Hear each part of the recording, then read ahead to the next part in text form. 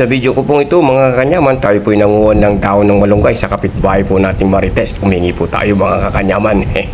So ulaan nyo po kung ano po yung lulutuin natin mga kanyaman. Ayan, at mayroon pong papaya at sabaw po. Ayan, at may sausawan po si kanyaman ng patis na may sili po mga kakanyaman. Bago po ang lahat, at samahan nyo na po akong magluto mga kanyaman.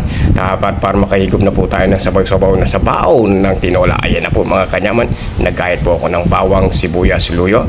Igigisa po natin yan, at pagkagisa po ilalagay na po natin yung manok. Sunod na po natin yung manok natin mga kanyaman. Ayan, pagkatapos po naman tatakpan po natin muna, and then bubunan po natin ng paminta mga kanyaman para may kick po ng konti, at lalagyan na po natin ng patis mga kanyaman.